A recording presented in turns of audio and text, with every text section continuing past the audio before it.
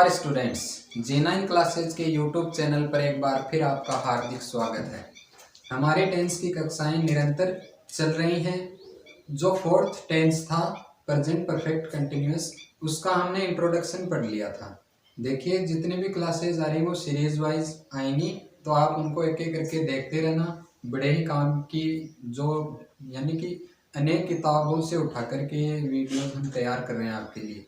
ऐसे जो इसके अंदर जो भी हम आपको कंटेंट पढ़ा रहे हैं वो आपको और कहीं पर भी नहीं मिलेंगे।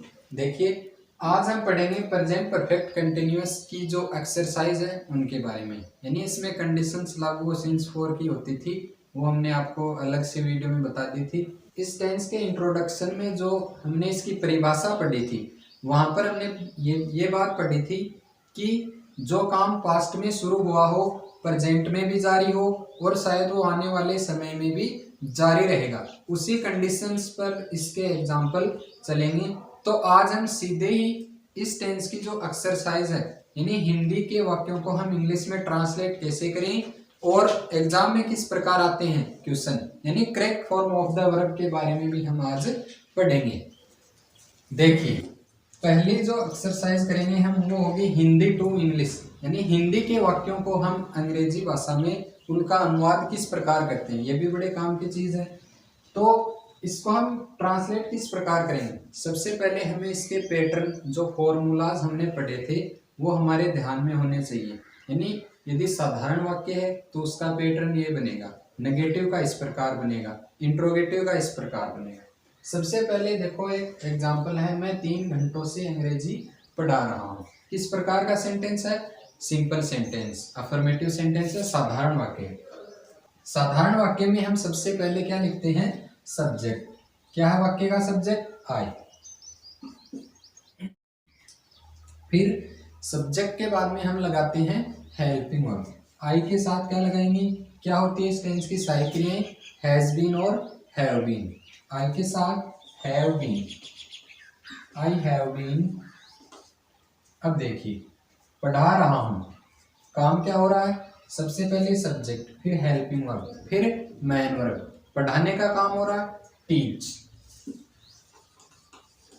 टीच के साथ हम जोड़ेंगे I N G, I have been teaching.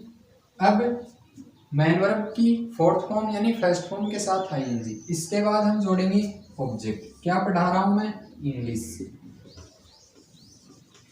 Object के बाद में हम लेते हैं सिंस या फॉर। इस टेंस का पैटर्न हमने पढ़ा था कि उसमें ऑब्जेक्ट के बाद में हम एडवर्ब के रूप में किसको काम में लेते हैं? सिंस या फॉर को।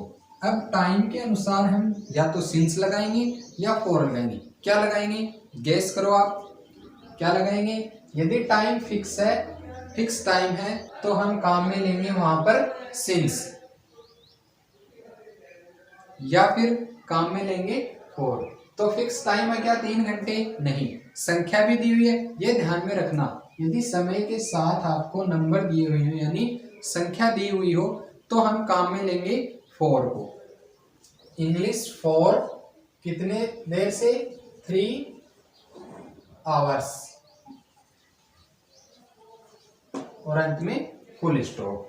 अगला सेंटेंस देखिए, कल से वर्षा हो रही है। अब यहाँ पर देखिए, हमें सब्जेक्ट के बारे में पता नहीं चल रहा, टाइम दिया हुआ है, चलो इसके साथ में हम सिंस या फॉर जोड़ देंगे। फिर वर्षा होना, ये क्या है? वर्ब है, क्रिया, काम हो रहा वर्षा होने का। तो जहां पर हमें सब्जेक्ट ना दिखाई दे, वहां हम सब्जेक्ट काम में लेते हैं इट, जो कि एक सिंगुलर सब्जेक्ट होता है। इट के साथ में हेल्पिंग वर्ब आएगी has been, it has been. फिर देखो, सब्जेक्ट हो गया, हेल्पिंग वर्ब हो गई। अब हमें मैन वर्ब लेनी है जो कि दी हुई है, रेन, और इसके साथ में हम जोड़ देंगे I N G, it has been raining.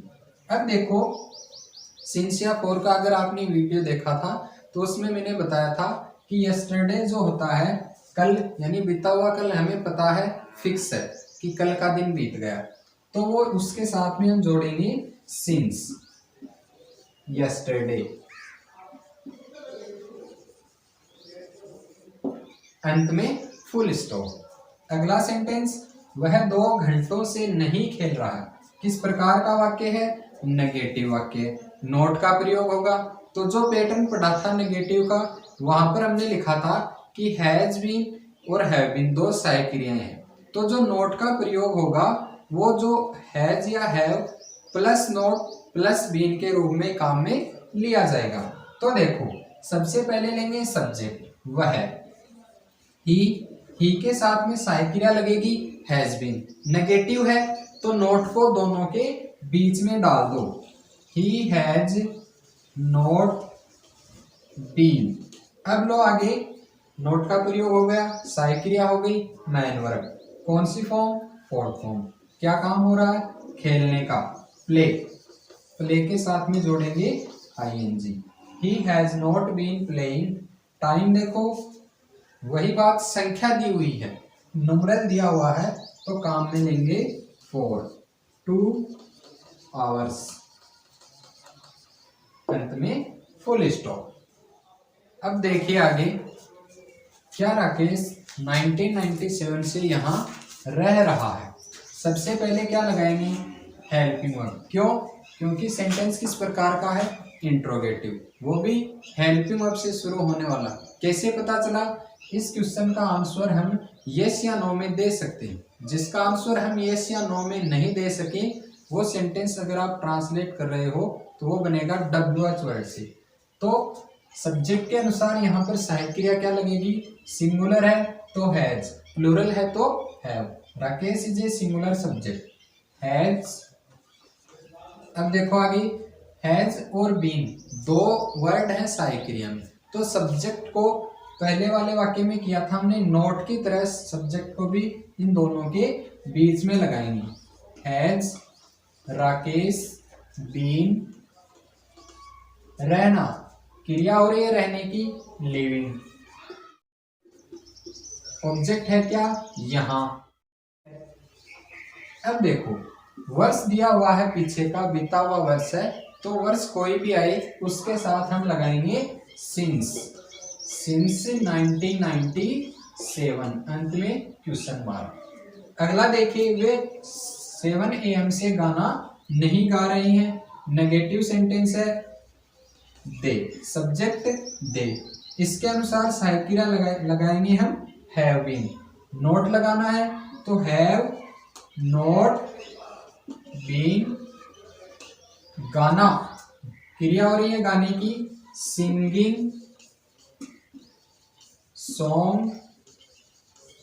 7 AM सुबह का टाइम है, फिक्स है, इसके साथ हम जोड़ेंगे सिंस 7 AM। ठीक है। अगला सेंटेंस, क्या वह 2 घंटों से नहीं खेल रहा है? किस प्रकार का वाक्य है? Interrogative negative sentence. देखिए किस प्रकार बनाएंगे। सबसे पहले तो हम लगाएंगे सहायक क्रिया, किसके अनुसार? सब्जेक्ट। सिंगुलर है तो लगाएंगे हैज, फिर लगाएंगे हम सब्जेक्ट हैज ही। अब देखो मैंने बताया था आपको कि इंट्रोगेटिव नेगेटिव जो सेंटेंस होता है उसमें नोट का प्रयोग आप हमेशा सब्जेक्ट के तुरंत बाद में करना। हैज ही नॉट, अब लगाओ been. Has he not been, काम क्या हो रहा है? खेलने का, प्लेइंग। अब देखो यहाँ पर टाइम, मैन वर्ब की फर्स्ट फॉर्म के साथ आईएनजी जोड़ा या मैन वर्ब की फोर्थ फॉर्म लगाई, उसके बाद में हम सिंस या फोर लगाएंगे। किसके अनुसार? टाइम के अनुसार। 2 घंटों का टाइम है, संख्या को ध्यान में रखना, यदि संख्या लिखी हुई है तो आप लगाओ 4, यानी ये एकदम से फिक्स टाइम नहीं है, बल्कि क्या है? ये समय की अवधि, यानी period of time. Has he not been playing for 2 hours, अंत में क्वेश्चन मार्क। अब देखिए हम आगे बात करेंगे कि जो बोर्ड के एग्जाम्स में किस प्रकार पूछे जाते हैं टेंस से संबंधित क्वेश्चन। वो होता है पैटर्न किसका? Correct form of the verb, यानी ऊपर आपको लिखा हुआ मिलेगा fill in the blanks with correct form of the verb. फिर इस प्रकार से एग्जाम्पल दिए हुए हैं, आपको इसको सही करके, यानी फर्स्ट फॉर्म दी हुई होगी ब्रैकेट में, फिर इसको टेंस के अकॉर्डिंग यहाँ पर भरना है। अब देखिए हम, अब तो पता है कि हम प्रेजेंट परफेक्ट कंटिन्यूअस टेंस पढ़ रहे हैं, तो इसी के एग्जाम्पल कर रहे हैं। सबसे पहले देखो सी, वाक्य किस प्रकार का है। यदि नेगेटिव पूछेगा आपको तो नॉट वर्ब के साथ भी दिया हुआ होगा, इंट्रोगेटिव होगा तो अंत में क्वेश्चन मार्क होगा। ये सेंटेंस सिंपल सेंटेंस है। सबसे पहले देखो सी के अकॉर्डिंग हम सहायक क्रिया लगाएंगे हैज। क्यों? क्योंकि सी है वो एक सिंगुलर सब्जेक्ट है, एक वचन करता है। सी हैज बीन। अब यहाँ रीड दिया हुआ है वर्ब, मैन वर्ब की फर्स्ट फॉर्म है, तो इसके अंत में हम जोड़ देंगे आईएनजी और ये बन जाएगी वर्ब की fourth form. She has been reading a novel.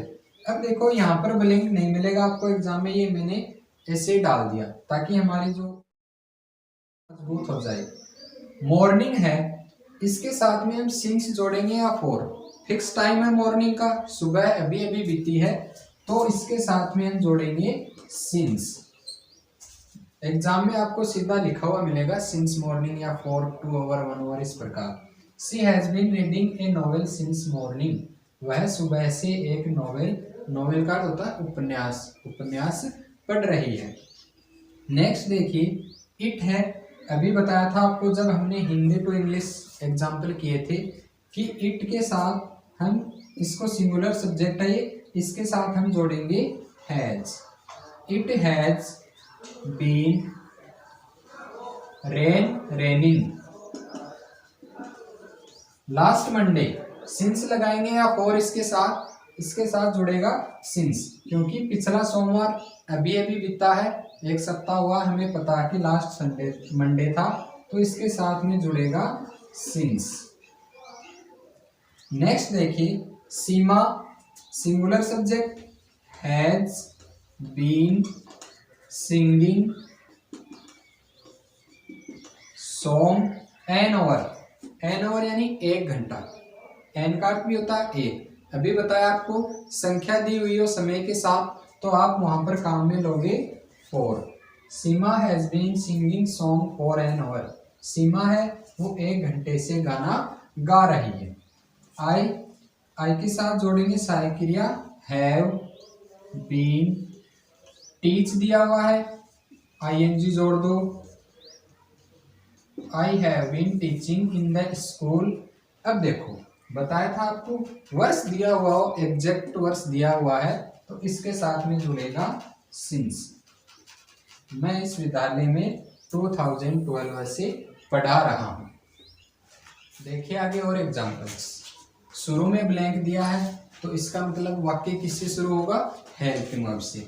Interrogative sentence है, अंत में क्वेश्चन मार्क भी है। आई के अकॉर्डिंग हम सहायक क्रिया लेंगे हैव आई बीन। स्विम है तो जोड़ो स्विमिंग। अब देखो 2 आवर्स, इसके साथ में हम जोड़ेंगे 4, क्योंकि ये अनिश्चित समय की अवधि है, इसके बारे में आपको बता दिया गया है। दे के साथ में जुड़ेगा have. They have been playing 7 o'clock। घड़ी का जो समय आपको बताया गया था सिंस 4 की क्लास में कि घड़ी के समय के साथ हम जोड़ेंगे हमेशा सिंस, चाहे वो 7 o'clock हो या फिर वो 7 AM हो या फिर वो 7 PM हो। घड़ी का अगर आपको टाइम दिया गया है एग्जाम्पल में, तो उसके साथ में हमेशा सिंस ही जुड़ेगा। एग्जैक्ट टाइम दिया हो, ये नहीं कि 1 आवर या 2 आवर। आगे देखिए शुरू में फिर से ब्लैंक आ गया, अंत में क्वेश्चन मार्क है, तो हेल्पिंग वर्ब से शुरू होने वाला सेंटेंस सिंगुलर सब्जेक्ट है, एक वचन करता है सी, इसके साथ में हम जोड़ेंगे हैज सी। अब देखिए आगे नोट कुक दिया हुआ है, तो ये वाक्य किस प्रकार का है, नोट भी दिया हुआ है, क्वेश्चन मार्क भी है, शुरू में ब्लैंक भी है, तो ये वाक्य बनेगा इंट्रोगेटिव नेगेटिव सेंटेंस यानी प्रश्नवाचक नकारात्मक वाक्य। हैज सी बोला गया आपको, सब्जेक्ट के हमेशा तुरंत बाद में आप लगाओगे not. Has she not been cooking 3 hours. ठीक है, 3 घंटों का समय, संख्या दी हुई है, ये अनिश्चित समय की अवधि है, तो जोड़ेंगे यहाँ पर इसके साथ 4। Has she not been cooking for 3 hours. क्या वह 3 घंटे से नहीं पका रही है या खाना नहीं पका रही है। आगे देखिए सीता, वाक्य किस प्रकार का है? साधारण वाक्य है। सीता के साथ में हम साय क्रिया जोड़ेंगे हैज, क्योंकि एक वचन subject. Has been for you, ये यहाँ पर फॉर वो सिंस फॉर वाला नहीं है। फॉर, ये फॉर का अर्थ यहाँ पर निकल रहा है कि तुम्हारे लिए या तुम्हारा।